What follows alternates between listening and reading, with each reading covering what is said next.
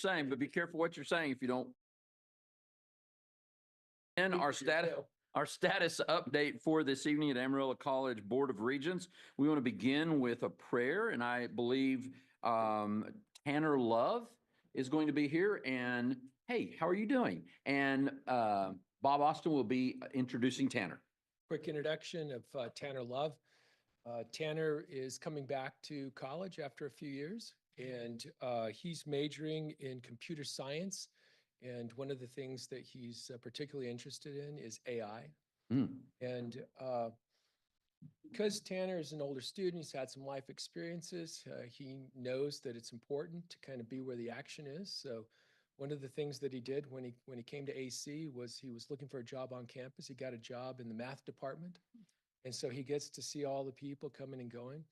And he gets to work with Penelope, which is incredible. And that's worth the price of admission right there. Absolutely. Absolutely. So after he prays, you may have some questions for him. He can tell you about some of the things that he has going on. But he said, I'm a little bit nervous. I told him, don't be nervous. Every student in here is prayed, at least once, especially the kids from the honors program. So I'll just let Tanner do his thing. All right. All right, if everyone will bow their heads, please. All right. Heavenly Father, we come to you today to ask for wisdom and guidance in this meeting. We pray for understanding that so that we can make wise decisions, and we ask for your grace and mercy and that your light shine through us each and every day. Amen. Amen. And thank you so much, Tanner. That was wonderful. What a great way to start. Now we have the SGA report. Kevin Garcia, you want to come on up? And I believe you've passed out some information if we'd all take a look at it. All right. So for the student life report today, for our April activities, we had some really great events. I did want to highlight one, the Find Your Fit. This was an event where clubs here at AC brought an outside resource. So students that were going to graduate or leave AC, they had a resource outside of Amarillo College that matched the one that they were in, like at a club. And we had 44 students attend that, but it was a great event. We had so many good resources here from Amarillo, helping our students kind of find the outside resource. But moving on to my report, just some highlights. Recently, SGA attended the Texas Junior College Student Government Association in Galveston, Texas. It was our state conference. We had a really fun time. We networked with other student leaders. We also educated others, shared ideas. We also learned new skills. And then I am proud to announce that the SGA bought 3 awards back to AC. We got a first place in Community Service of the Year, an honorable mention of Event of the Year, and we also got a gold certificate in Chapter of Excellence, which just means we're one of the top chapters within the state. And then moving on to Badgerama. Badgerama is our big spring event. It will be taking place tomorrow here at the mall area. So if you guys have a chance, go take a peek. There's going to be lots of fun. We have local food coming, lots of activities from our other clubs here on campus. It's just going to be a great time. Moving on, we have Club Clash. This is where all the AC clubs come together and kind of compete in a tournament style event. There's a mix of physical and mental activity. It's going to be a really fun, really friendly competition. Moving on, we have SGA officer elections that will be happening this week. So our delegation will be voting in a new president, vice president, all of the positions. So there will be a new group with new ideas and new changes coming soon to campus. Lastly, we have Badger Banquet, which highlights all the hard work that our student organizations did the whole year. It's going to be we're going to serve a nice dinner, have awards, and just really have a fun time with students alike. Lastly, as my time with Amarillo College comes to a close, since I will be graduating here in a few weeks, I just want to say thank you to all. Serving as Student Government Association president has been an honor, and I've learned so much through this experience. I'm grateful for the support, the trust, and the opportunity to be a voice for the students. I want to personally thank each and every one of you on the board for not only letting me present the student life report every meeting, but giving me the confidence to lead in this role. Thank you for everything you do to make AC a place where students can grow, lead, and succeed. I'll carry all these lessons with me wherever I go. Thank you again. It's truly been a privilege. Awesome. Hey, Kevin, hang on. What's next for you? Well, I had only my close family knows this, but I actually already committed to Texas Tech University Yay! studying architecture. Well, Yes. you do know this is being streamed, so not just your closest family members. No, it's been a pleasure working with you at Amtech and now here, and you're going to do great Thank you things. so much. No, That's like wonderful. I said, it's been a great time. Dr. Connor has really helped me in her new role as well. All the meetings we've had, it's been so good. And I know so many good things are coming for AC. Absolutely. Thank you very much, Thank you. Kevin. So appreciate that.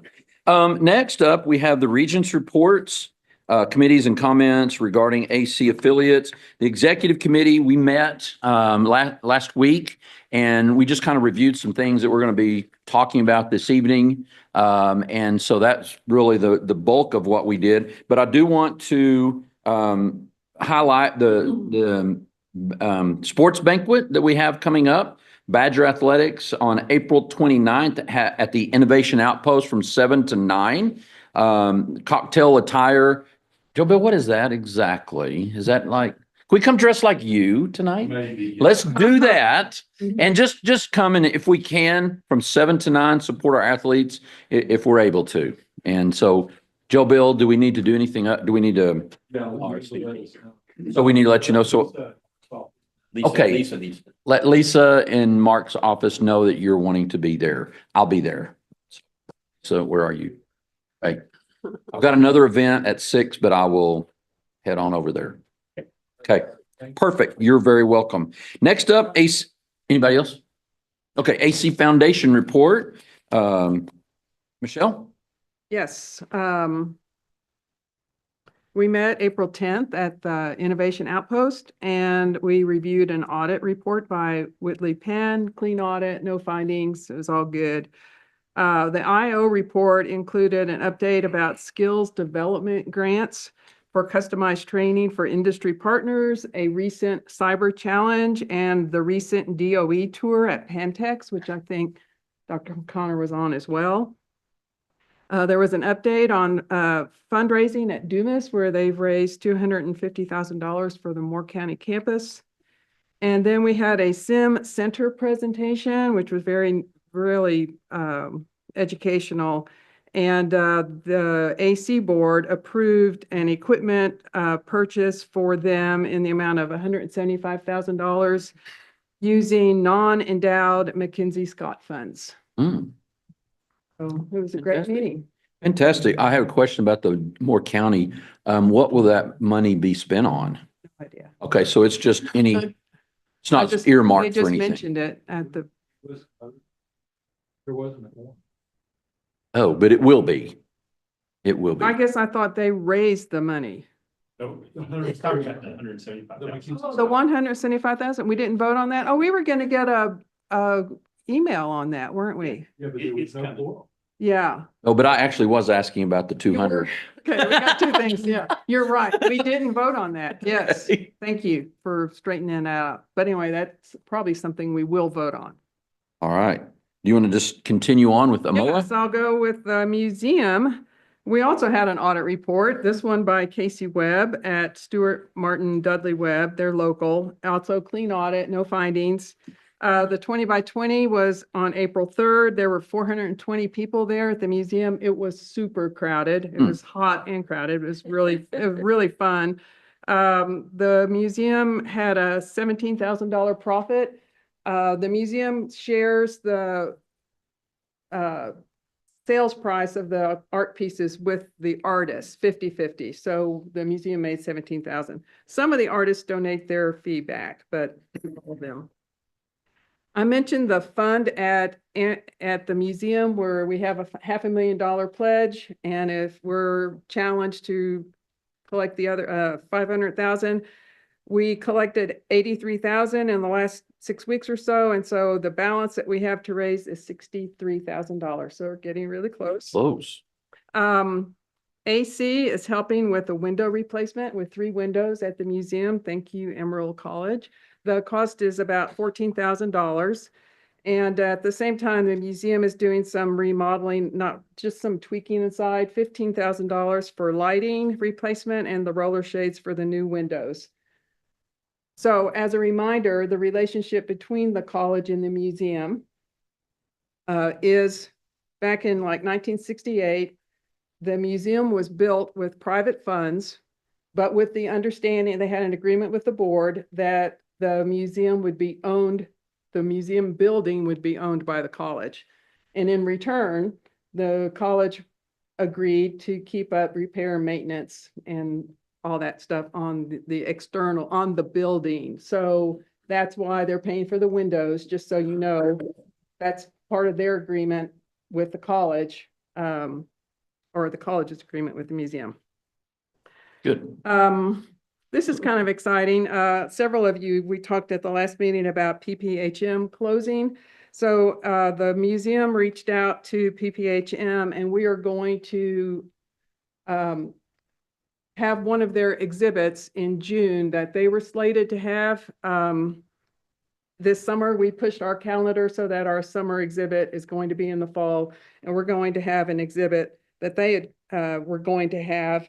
And it's called Jerry Salter, Rugged Beauty of the Texas Panhandle. So I think it's very fitting for Amarillo and shows good cooperation among the arts that were helping out the Panhandle Plains. June 20th is Art After Dark, and that's our most fun party. It's not a fundraiser as such, but it's a party with live music and Tyler's barbecue and lots of activities and usually some games and tequila tasting or gin tasting or something. Anyway, it's always a lot of What's the fun. date on it again? June 20th. You asked that after you talk about art. Perfect timing. It's very fun. It's a fun party. So that's my report for the museum. Nice. Thank you very, very much. Michelle, the report for Panhandle PBS, Dr. Woodburn, do you have that? I do. All right.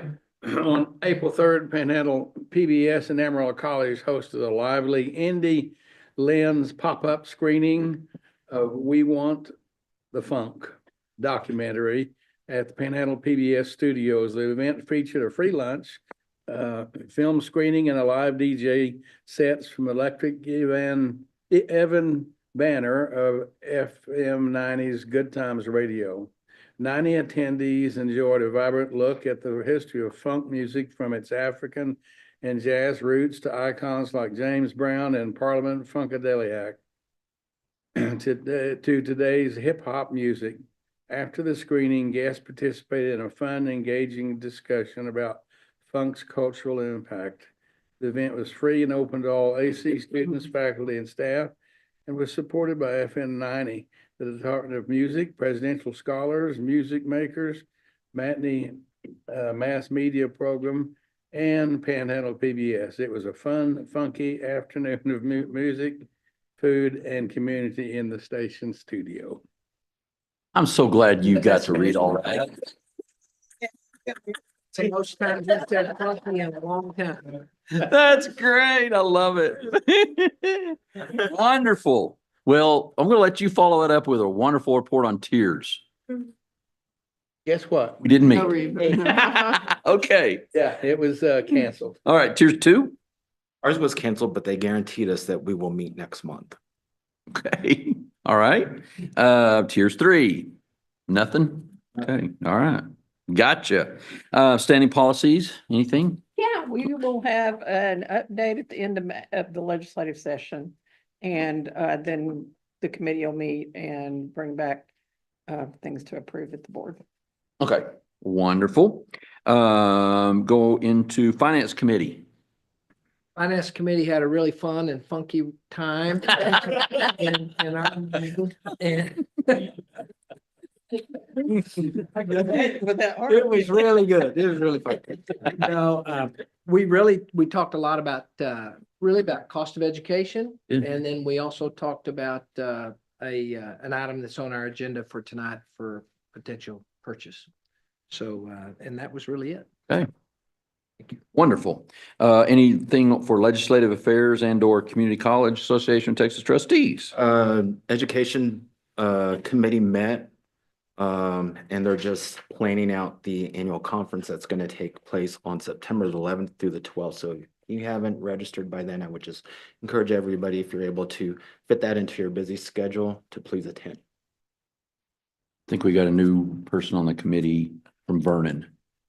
Vernon, I saw that today. That'll be good. So thank you, John, for that. And then finally, nominating committee? Not yet. Not yet. You will have some work to do We by will. May.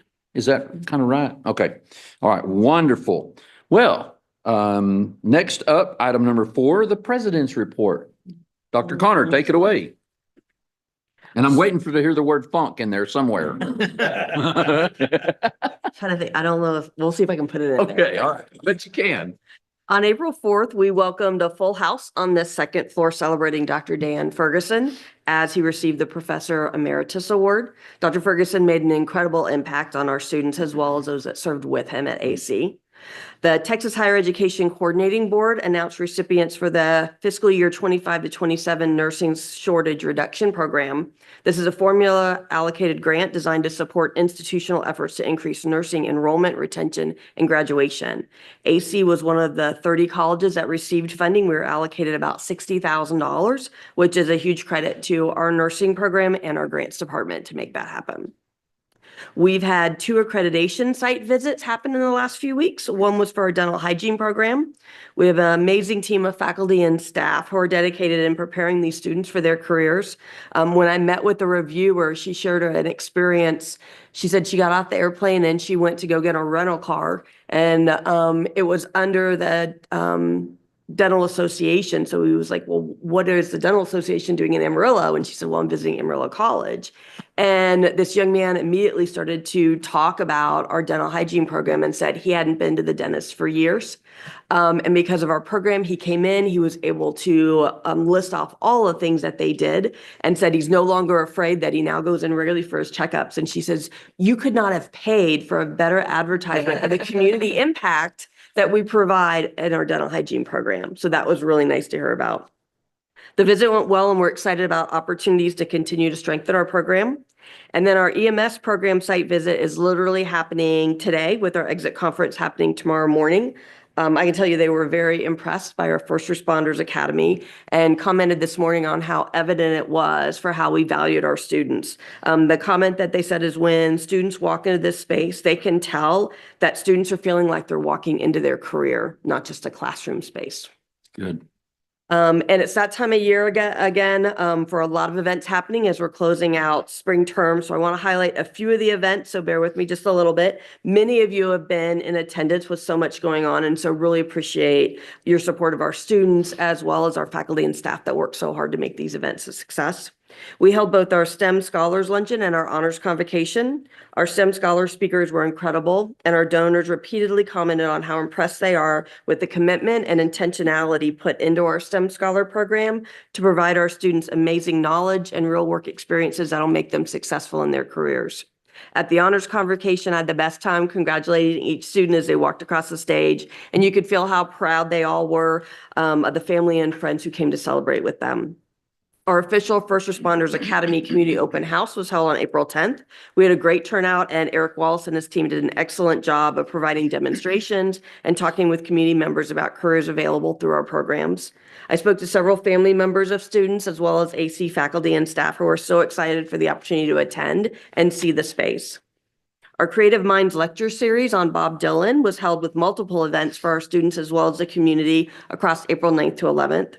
Huge kudos to Dr. Chris Hudson, who has been working for months at least coordinating this incredible event. Dr. Tom Palema and Steve Jenkins were our speakers and were so knowledgeable, engaging on both the story of Dylan and the art of story making through music. April 11th and 13th was Yellow City Comic-Con. Chris George and our esports students literally moved our esports setup, desks, chairs, equipment all over the Civic Center, manned it throughout the weekend, and then moved it all back. Alexander and his team had a great pop-up bookstore that was right next to the esports area. I love seeing AC represented and part of such a fun community event to get the word out about our great programs that we have to offer. Stick the word funky in right there. Funky, okay, it was really funky. Well, you know what's funky? You need to check out Chris George's suits that he wears. Have you seen them? They're Okay, funky. those are funky. Funky.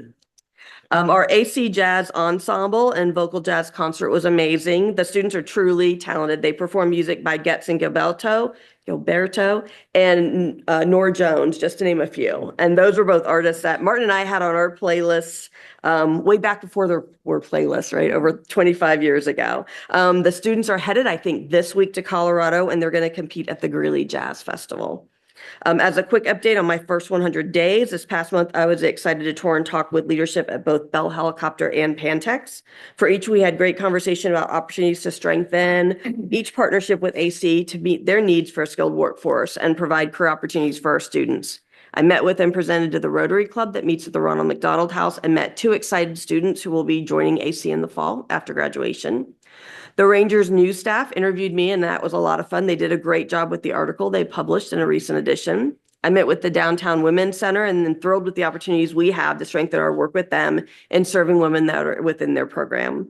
I was able to meet the new AISD superintendent, and we both shared great ideas about collaboration opportunities between AC and AISD to support students throughout K through 12, along with their parents. Joe Bill and his team have been wonderful in continuing to coordinate lunches and meetings with community industry leaders. I've so enjoyed these. I've also gotten to spend time talking with our administrators at the Washington campus and having breakfast with Chris Sharp's leadership team recently. And then I finally got to have my official Amtech Career Academy tour today with their principal. Finally got to make that happen. But I honestly, seriously, I was thoroughly impressed, not just with the space, equipment, and technology available to their students, but also the collaboration between faculty at Amtech and AC that makes this experience like no other for our students. And this is why I wanted to put up this photo. Our Amarillo machining students who are AC dual credit machining majors competed in Skills USA Texas and earned the following awards. Aiden Erzipe? Yes, Arispe. Arispe won first place for 3-axis CNC milling. He will compete in Skills USA National in Atlanta, Georgia. Also, Misael Perez. First place 5-axis CNC milling will also compete in Skills USA Nationals Atlanta, Georgia. Other students earned 3rd place 5-axis CNC milling, 2nd place CNC programmer, 3rd place CNC programmer, 3rd place CNC 2-axis CNC turning, competed in 3-axis CNC milling. So this is just an example of the caliber of education and student talent that this collaboration creates. I was also exceptionally thrilled to tour the Junior Achievement BizTown and see Amarillo College as a partner in business there for our 5th grade students to work out, learn about, and view as a major contributor to the Amarillo community. Like last month, we've included for information for you more highlights coming up on my schedule of the next month with community and businesses. And stay tuned. We're looking to have our Board of Regents Budget and Strategic Planning Retreat, looking at possibly the weeks of July 14th or the 21st. So we're going to put together some optional dates and send those out to see what's going to work best for everyone. So thank you for bearing with me during that report. Jamel, I wish you'd get out more. Good Lord, I was just like, hold on. That's a lot in your first 100 days. What day is it? Like, are we past it yet? I'm not quite in 3 months. So I don't Okay. think I've hit 90 Not, yet. not quite So I got a little yet. bit to go. Well, that's amazing. I love that I'd report. like to mention how Yeah. pleased I am that we've established that relationship with Downtown Women's Center. I happen to be on the board of that organization also and work closely with Diane Gilmore. And I'm just happy we've done that. Awesome. Thank you. Awesome. All right. So thank you, Jamel. And now we have the item number 5, presidential scholars trip to Italy. I've been waiting for this. I love this. You're going to give me a prelude because I'm retiring from work and my wife and I are going to go to Italy in October. So you're going to tell us where all to go, right? And what foods to eat. So I'm looking forward to that. Go, Leslie. Hi, everybody. My name is Leslie Ingham, and I'm the Honors Program Coordinator here at the college. I also teach speech, and so that comes in handy for things like this as I guide my students along, though they don't need a whole lot from me. I'm going to give you a brief overview of the program, and then I'm going to hand it off to the real rock stars here. So if you'll see on the screen, that was my very first overseas trip that I took with the college, and you can probably spy Bob Austin in there as well. That young man up there. I know. We had a great time on that trip. We were just reminiscing about that at dinner and laughing quite a bit about it. But what is Presidential Scholars? It was established in 1988. There have been 5 program coordinators to date. We recruit 15 to 20 new members each year. It's an application and interview selection process. They come from any high school or homeschool. They can be any and all, any major. They take 2 classes with me, one in the fall, one in the spring, so they're with me all year long. Aren't they lucky? For twice a week, Honor 1011 and Honor 1012. And then we have our international trip every spring. Sometimes it's in January, right before semester begins, and sometimes it is spring break. It's institutionally funded and has been since 2011. We offer tuition scholarships that are funded by the AC Foundation. They actually get up to $500 each semester for up to 4 consecutive semesters. So it's a really great program. They have to take 4 honors courses minimum. We do honors by contract, and any student can do that. They just have to go on our webpage and check out the link and see what's required, and then they work with their professor and get some honors credit for that. We have many, many out-of-class activities, lots of public speaking. We have arts and culture enrichment, community involvement, community service, and campus involvement. Next. All right, here are some of our activities, most of them that we've done this year. We've done the library book sale. We've worked a marathon and fun run. We've had a Santa Fe arts excursion. I love art myself, so we have to visit the Georgia O'Keeffe Museum, of course, and see all the beauty that Santa Fe has to offer. It's only a little weekend trip, but it helps us bond as a group. We work the Pumpkin Fest at the Botanical Gardens. We have a networking luncheon with Underwood Law that we attend. We play bowling and laser tag. We have book discussions in class. We read books that correspond with our trip.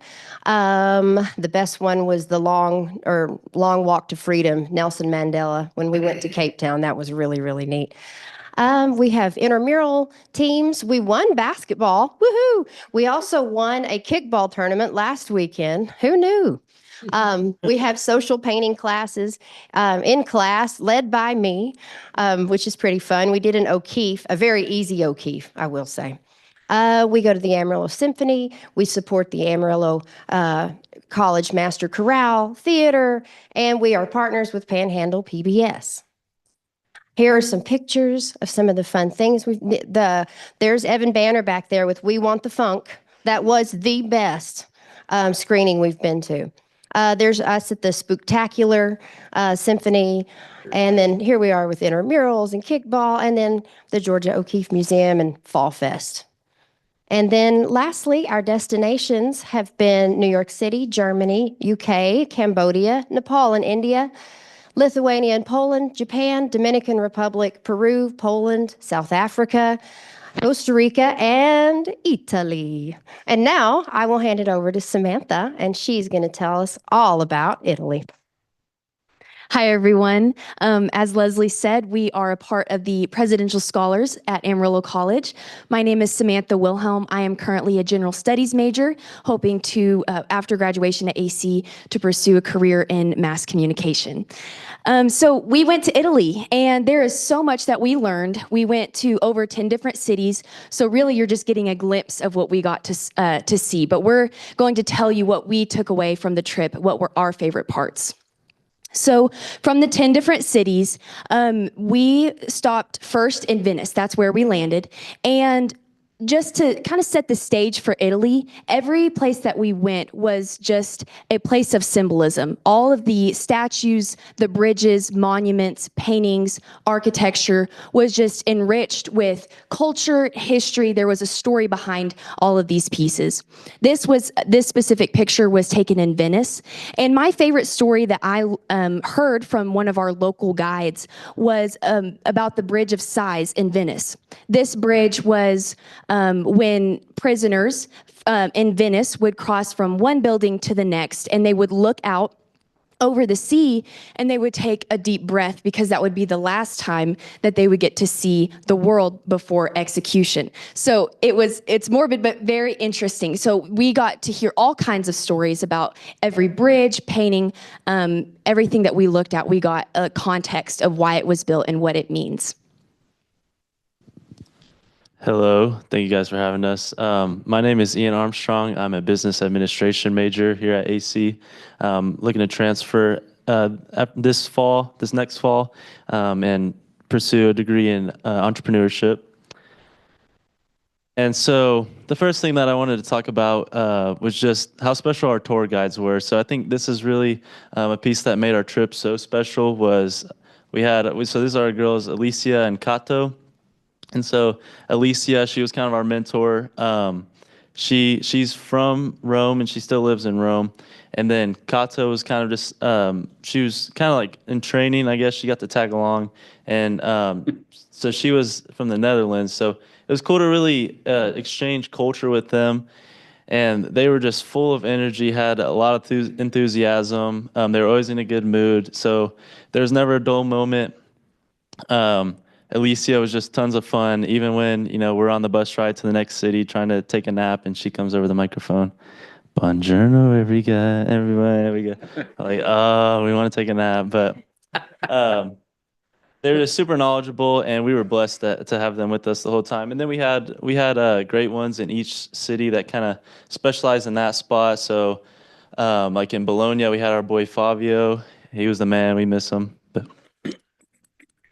And so the next thing I wanted to talk about was just some of the cultural differences that stood out to me. And so this first one is still crazy, is you have to pay to use the restrooms.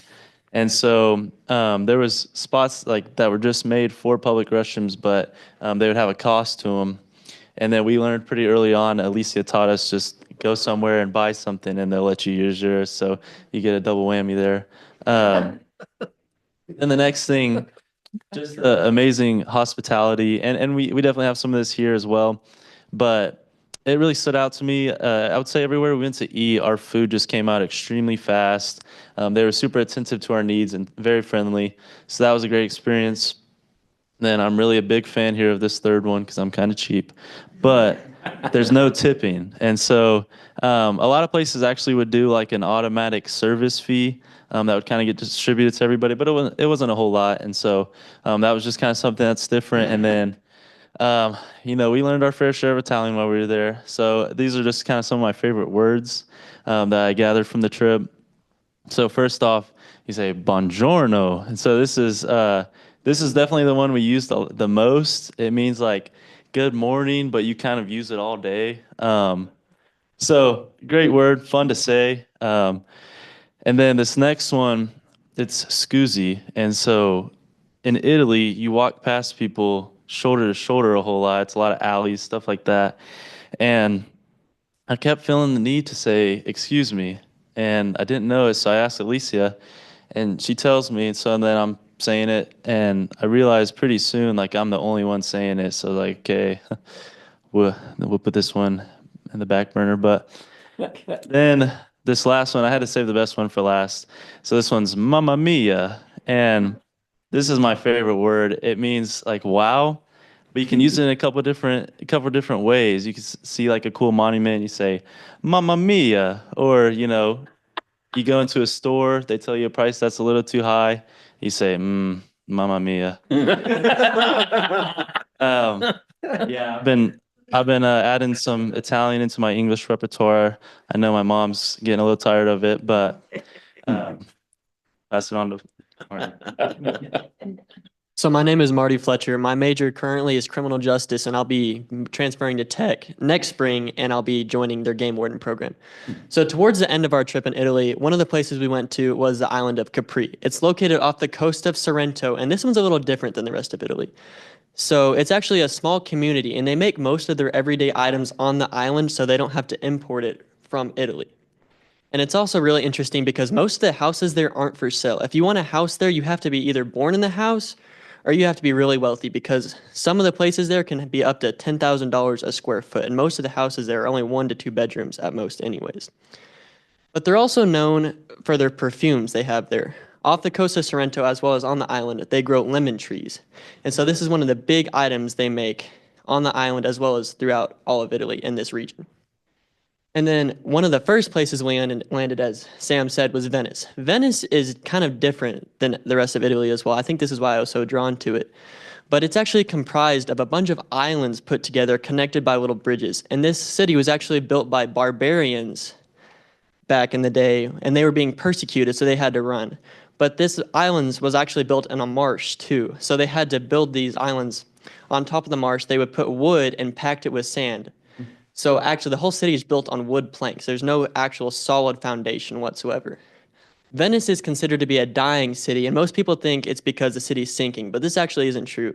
Due to global warming and the rising sea levels, as the tides come in every year, it slowly gets higher, and so it's slowly overtaking the city, and eventually the city will actually be underwater, not because it's sinking though. Venice is also dying because since tourism is destroying the city, most of the locals don't like living in the city anymore. There's not really any places to buy food, and if there is, it's outrageously priced because of the Americans coming to visit. And so over the course of the past 5 years, the population went from being roughly around 60,000 to only 40,000, and it's dropping every year. So eventually, the only people that are going to be living in the city are tourists that come to visit. Self-serve. Hello, my name is Tanner Seitz. I'm a social science major here at Amarillo College, and I want to be a history professor. I'm also transferring to the University of North Texas along with Ian. So to begin, I'm going to be talking about Pompeii, and I'm going to start off with some background information. So Pompeii was founded in the 8th century BC by the Oscans, who were an early Roman people, and it originated as kind of a seaport. It was known as a safe haven for sailors, but over time, it became this resort destination for the Roman elite.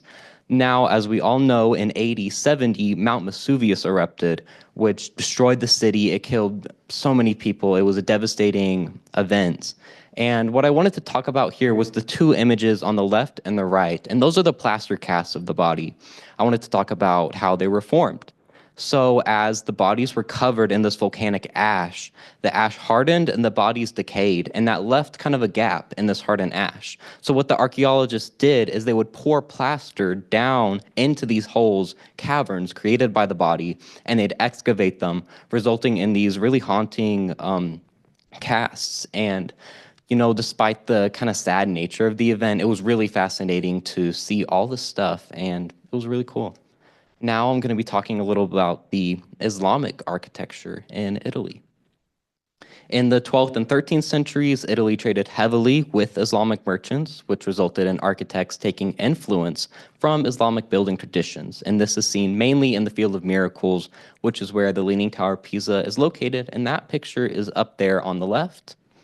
Now, one of the results of this weaving of traditions was striped walls, and the Arabic term for this is a block, which scholars believe comes from the Yemeni term balak, which means limestone, and this was a common Islamic motif, but it was unfamiliar in Italy, and that picture on the right is from the baptistry in the Field of Miracles, which I thought had a really good example of that striped block motif up and down the walls. Now I'm going to be talking a little bit about Florence as well. So Florence bore witness to the same cultural weaving that Pisa did, resulting in stunning architecture inspired by these Islamic designs. The most prominent example is the dome on the Cathedral of St. Mary the Flower, which scholars have identified as being directly influenced by an Islamic mausoleum 150 years prior in the early 14th century during the Mamluk Sultanate. Something I found really fascinating about this merging of traditions was how two different people groups they have such different cultures, such different customs, they don't speak the same language, but they were able to find this architectural unity, which I found really inspiring. and so I'll be passing it along. Did you say you're going to be a history professor or you are? 'Cause I think you already are. That was amazing. That was awesome. Okay. Hi, I'm Haley. I am a business administration major and I am looking to transfer to WT. And so before I close this out, I kind of made a video of like our culture and what we got to see and how our group just got to be together and really grow that bond. But I learned that throughout this whole entire trip that travel is one of the most important tools to education nowadays.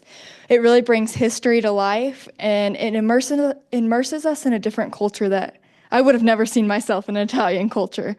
Not only letting us and allowing us to learn a whole nother language firsthand. So I would really say that traveling is the number one important tool to it. So here's a video kind of just of our group and what we got to see and the bond we built.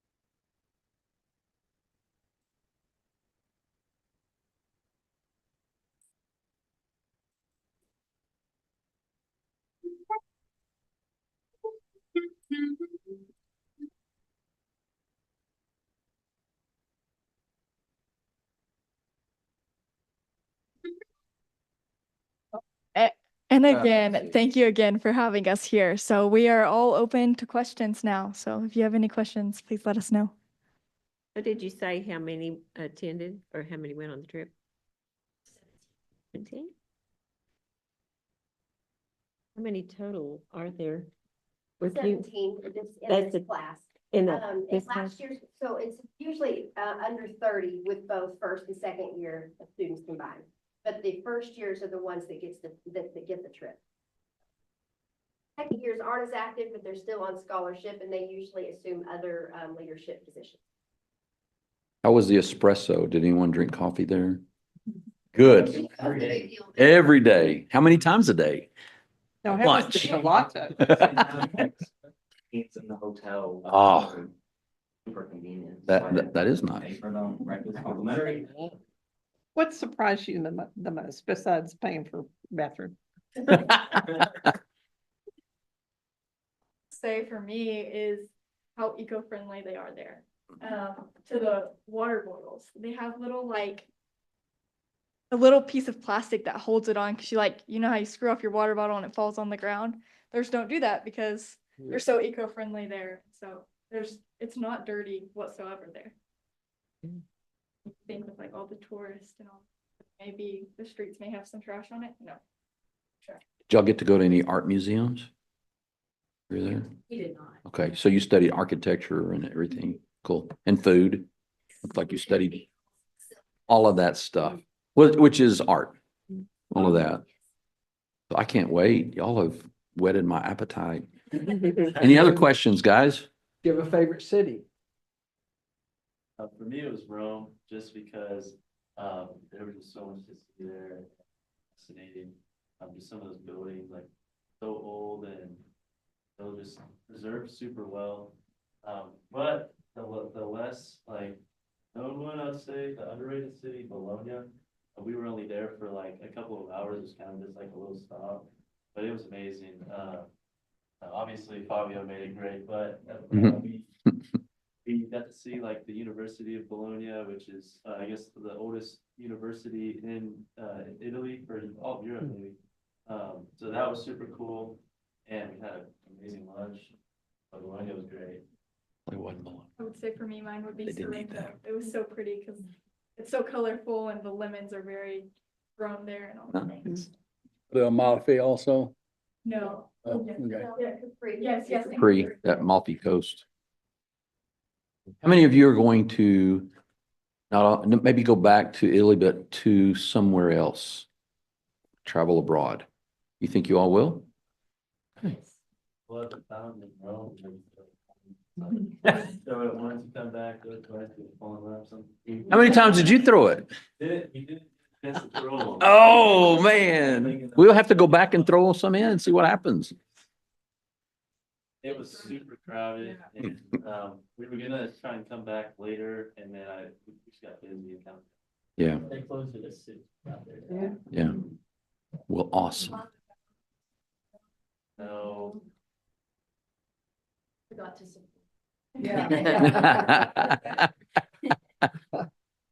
What? Biggest takeaways was the people there probably spoke at least 2, but maybe more languages.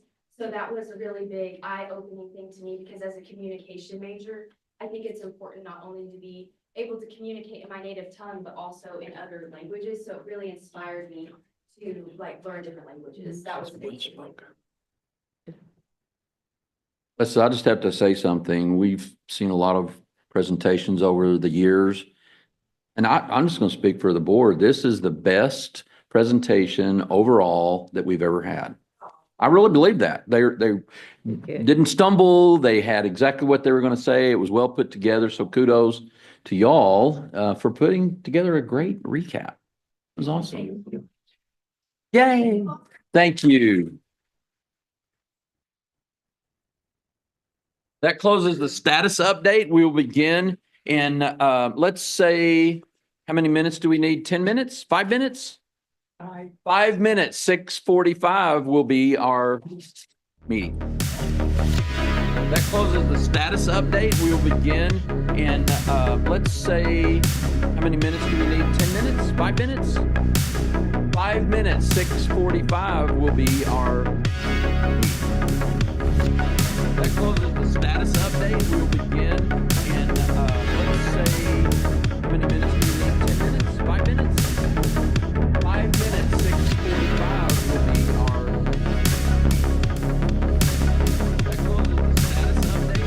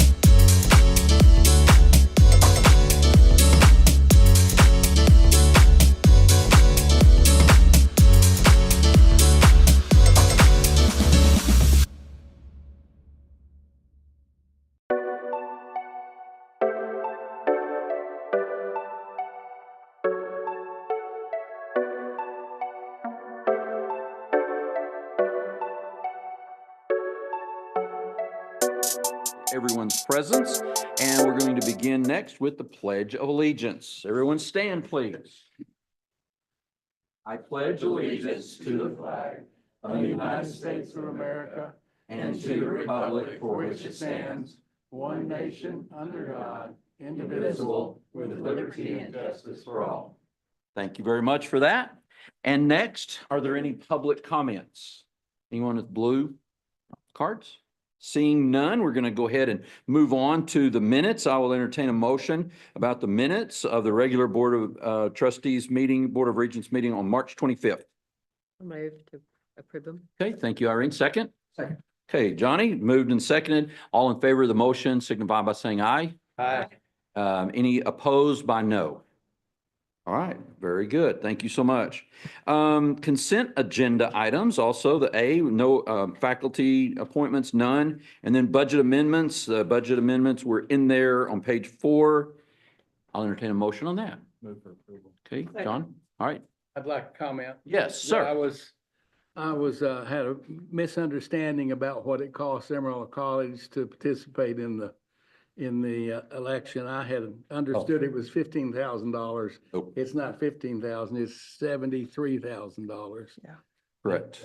So A lot. I'm not sure you're worth it. I'm not sure I am either. Good point. We are blessed to be in 2 counties. So we have to pay twice. So, yes, sir. Any other comments? All right, motion has been made and seconded. All in favor of the motion to approve the consent agenda items signify by saying aye. Aye. Any opposed by no? All right, that carries. And then we are going, this is, we're not pushing Ms. Crossley at the end of the meeting. We're going to bring her in to the center of the meeting this evening and probably do that from now on. And so Tiffany, would you please bring our financial reports? And I understand we have some corrected at our table here. Yes. All right, Tiffany, take it away. So in your packet, you have the March financials. When you arrived, you have a corrected page 9 in front of you. When we were going through final reviews today, we realized that the old one didn't have any March expenses included. So Okay. you might want to see those. So we'll start on page 5. This is the asset part of the balance sheet. Your first column is March 2024, your last column, March 2025. We will compare the two. So your total assets at the end of March 2025, $242,798,749. This is down about $13 million from this time last year. Most of that is just cash and investments going out for bond payments. If you will go to page 6, that is the liability section of your balance sheet. Your total liabilities at the end of March 2025, $205,305,952. There was a bond payment made in February of this year that was a little over $8 million. You'll also notice that under the retainage payable line item, that it has increased around $2 million from this time last year. And that's just as we're completing these bond projects, we hold that retainage. So that's what the increase is there. On page 7, I just want to bring your attention to the last column and the bottom number for your total net position at the end of March 2025. $32,607,477, which is up $7 million from prior year. So page 8 is your operating or is your revenue part of your income statement. We look at the first column, which is year to date through March 2024, and your last column, which is year to date through 2025. Your total revenue for the end of 2025 March is $81,608,058, which is an increase of about $14 million from March of last year. Most of this is in the non-operating revenue section. The state appropriations and your taxes have all increased this year, along with your federal non-operating revenue. That's mostly your Pell funds and some of your other non-operating federal funds. On the line item that is marked gifts, This is the same amount that we discussed last month and the month before. There's a $5.6 million increase on that gifts line, and those are based on AC Foundation funds that were moved over to the college for construction. So then page 9 is the new page that was in front of you when you arrived. This is the expense section of your income statement. So I just want to point out your total expenses at the bottom, the far right column, $83,742,969, which is an increase of about $10 million in expenses from this time last year. It's mainly made up of your scholarships and financial aid line, which is halfway down under your department operating expenses. They are up about $5 million from this time last year. That's made up of about $2.5 million in Pell funds and 1.7 in the Texas Opportunity Grant funds that were given out this year. Your professional fees have gone up about $1 million from 15.3 million to 16.5 million. And that's mainly due to your architect fees and the stuff that's going on with the construction around campus. Also, depreciation expense has gone up from 3.3 million at the end of March 2024 to 4.6 million at the end of March 2025. And as we finish those construction projects and we buy new equipment, that stuff gets put on our fixed asset list and then we start depreciating it. So it makes sense that that depreciation has gone up. Anyone have any questions? What is on page 8? What is that interest on capital debt? This is related to the bonds. So it's the interest we're making on, we got that bond money in investment. So it's the interest that bond money is making. One question I had, just remind me, the money that the state gave us for the success points, where does that go? Does that go straight to reserves or? It's on that state appropriation line on the income statement, and it stays there throughout the year. At the end of the year, when the audit is over, then it will close into the actual reserve, but it just stays there as funds, for the year. And that was what was up by, It's about 2.2 million at the end of March. Will the correct numbers be put in the packet so that? In the board book? In the board book, okay, thanks. That's what the motion will say. Imagine. So I'll move that we approve these with the corrected numbers in there. Okay. Second. Okay, got a motion and a second. Any discussion, comments? All right, all in favor of the motion to approve the financials, please signify by saying aye. Aye. Any opposed by no? Tiffany, thank you very much. Get you. Number 8, orders of appointment for election judges. Chris, you're up for a couple of these coming up. Thank you. If you didn't know by now, we're having an election in May. Oh, wow. We need to have you guys appoint election judges. And if you look on page 15 and 16 in your packet, it has the different locations and the different judges that have been asked to serve in those locations. What we need from you guys is to approve these judges for the election May 3rd. I move approval. Okay, Shell, second. Second. All right, Annette, any questions or comments? This is for the orders of appointment for election judges at both counties? Yes. Both counties. All right, any discussion? All in favor of this motion signify by saying aye. Aye. Any opposed by no? All right, that motion carries. Thank you. Next up is item number 9, assessment and collection services contract with Moore County. Yeah, this is, again, our contract that we do yearly with Moore County for them to assess and collect the taxes for our Moore County campus. This contract will run July 1st through June 30th of 26. On page 17 through 20, you can see the contract. It's the same as it's been the last probably 15 years. These haven't changed. Fees have not changed yet.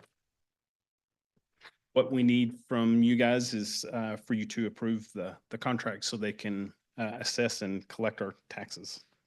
Move for approval. Second. All right, motion's been made and seconded. Any comments? All in favor of the motion, please signify by saying aye. Aye. Aye. Any opposed by no? All right, that motion carries. Ally, you didn't need me? You were like, and you're just getting the board ready. Gotcha. I thought I'd done something wrong. Okay. Item number 10, the purchase of our property at 2117 South Monroe. Chris, tell us Yeah. about that. So we've been given the opportunity to, and on the screen is the property at 2117 South Monroe. And this is just across the parking lot from the Education Credit Union. It is, yeah, you can see a little better there. It butts up against our property. The owners called me about a month ago. They have moved out and want to sell the property, and wanted to give us first option on it.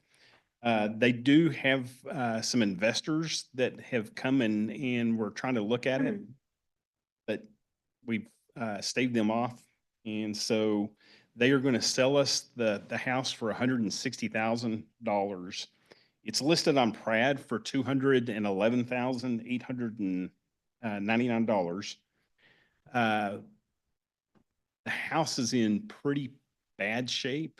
In fact, I'm surprised the wind hadn't blown it over. by now. So it looks like the leaning tower of something. Looks like the roof is. So we want to purchase this property for the land and not for the house. We'll eventually tear down the house or have it moved off. It's able to be moved off. In your packet, you see a contract by that Kimberly Warnowski wrote for us. Mark has looked at it, Michelle has looked at it, and both approve of it. So what we need to have you guys do is approve the purchase of this property and authorize me to close on the property. Entertain a motion. Move to approve. I'm sorry. Okay, Michelle, and second? David. All right, good. Any questions or comments? I just want to know, does the little puppy come with it? There's a puppy on the I bet we porch. can get a puppy. He looks like he was attached to the house. All right, so all in favor of the motion, please signify by saying aye. Aye. Any opposed by no? All right, that motion carries. Go forth and purchase. Item number 11, invitation to bid package number 1422, best value invitation for bid for Pratt and Whitney. This is that turbine engine test stand package for the Amarillo College out at the East Campus, if I'm not mistaken. Correct. Chris. It's actually two engines that is used by our aviation tech department to teach diagnostics. I think they can tear down the engine, rebuild it. So these engines are just taught to our students. We had one bid that came in that was from Avon Supply, and it is $67,500. What we're asking you guys to do is approve the invitation for bid of 1422, best value in to pay Avon Supply $67,500 for the two engines. Move for approval. Yeah. Okay, Irene, second. Any comments or questions? Also, this is paid for through the Perkins grant. Perkins, good. Which program out there uses it? The aviation tech. And that's in that big hangar area and all of that. Okay. Terry Smith? Is that who's over that? Okay. So the minutes are clear. We're not approving the invitation for bid. We're approving the award to Avon. Right. To give them, to buy it To from them. award. Yes. To award it to Avon. Okay. What he said. And I was doing some research. Bill wanted me as board chair to go out and talk about Amarillo College and MTech and all that. And so I researched, we have 35% of the workforce at Bell come through Amarillo College Wow. over the years, since about 1998, I believe. That's incredible what this college is doing for a large company, a large manufacturer like that. And as you know, I don't even know the initials, but it's the long range, it's the V280 now that's going to be going into the next 40 years. Amarillo College is going to be right there. So anyway, that's why we need stuff like this to train. So motion, any other comments? Motion's been made and seconded. So all in favor of this motion to award bid to Avon Aero Supply, please indicate by saying aye. Aye. Any opposed by no? Y'all are making it too easy tonight. Thank you. Very good. Number 12, request for proposal, and Chris, you're still up. Number 1424, request for proposal for medical administration training solution for simulated education at Amarillo College. Yeah, this is two medicine dispensing carts. And it comes with iPads, bar scanners. They can simulate the nurses dispensing medicine to the patients.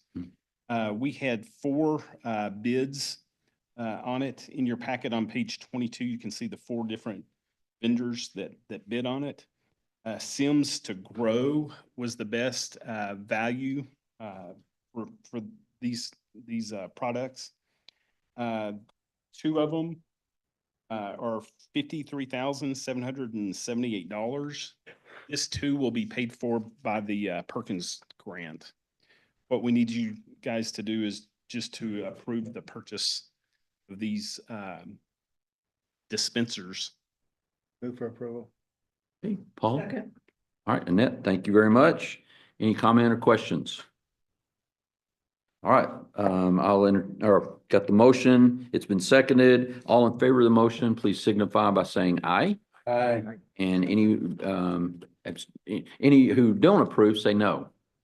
All right, very good. Motion carries. Number 13, Dr. Frank Sobey will be up. The consultant support for the SCCT grant implementation. And Frank, I'll let you tell us all about this. Our current project director is rapidly retiring. So we are seeking to engage Career Connections LLC, led by Mason Bishop, for project management of the Strengthening Community Colleges Technical Education Programs grant, which is out of the DOL. Consult will ensure compliance, track metrics, monitor expenditures, prepare reports, assist with HR processes, and resolve implementation challenges. And this partnership will build internal capacity and ensure long-term sustainability. We got about a little over a year remaining on this grant. So $42,000 for the remainder of this current fiscal year, and then $72,000 for the upcoming fiscal year. And all of this cost is funded by the grant. Board approval is requested. Okay, Move for approval. John? Second. Okay, and Johnny, comments or questions? Awesome. All in favor of the motion, please signify by saying aye. Aye. Any opposed by no? All right, that motion carries. And Frank, tell us about the purchase of sonography ultrasound machine.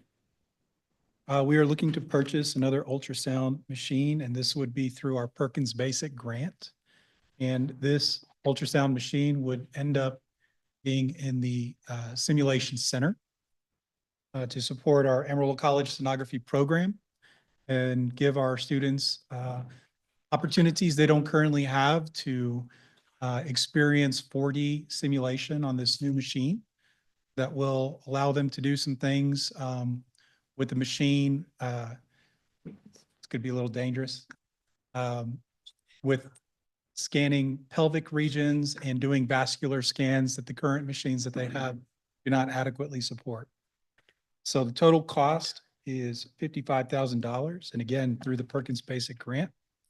And $55,000 is actually a really good deal because normally these machines can run upwards of $100K. Wow. So after discussion, the Board of Regents may wish to approve the purchase and authorize Chris Sharp to execute the required documents. Okay, Paul, Chris? Sure. Actual cost is $55,500. Okay. Okay, so we'll make Paul's made a motion to, and you're gonna say amended to include the 500 extra. Good, good. Second? Second. All right, David, thank you very much. Our sonography program is very popular and there's a waiting line, so we need this equipment. Great. Other comments, questions? All in favor of this motion, please signify by saying aye. Aye. Any opposed by no? All right, that motion carries. At this time, oh, you have that right here. I thought it was over here. Good. At this time, we are going to, before agenda item number 15, go into closed session. There will be a closed session so the Regents may consult with our college attorney to seek advice on a legal matter in accordance with Texas Government Code Section 551.071. President Dr. Jamel Connor, Vice President of Business Affairs Chris Sharp, and Counsel Mark White will be asked to stay. The time is 7:09 p.m.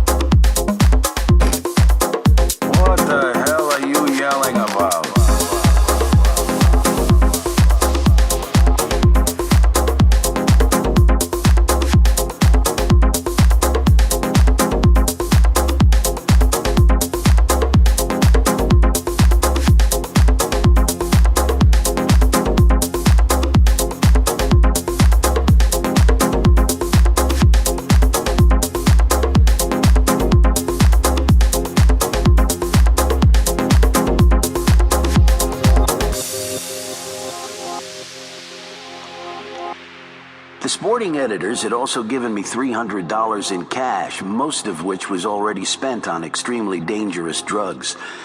The trunk of the car looked like a mobile police narcotics lab. We had 2 bags of grass, 75 pellets of mescaline, 5 sheets of high-powered blotter acid, a salt shaker half full of cocaine, and a whole galaxy of multicolored uppers, downers, screamers, laughers, and also a quart of tequila, a quart of rum, a case of Budweiser, a pint of raw ether, and 2 dozen amyls. All this had been rounded up the night before in a frenzy of high-speed driving all over Los Angeles County. From Topanga to Watts, we picked up everything we could get our hands on. Not that we needed all that for the trip, but once you get locked into a serious drug collection, the tendency is to push it as far as you can. The only thing that really worried me was the ether. There is nothing in the world more helpless and irresponsible and depraved than a man in the depths of an ether binge. And I knew we'd get into that rotten stuff pretty soon, probably at the next gas station.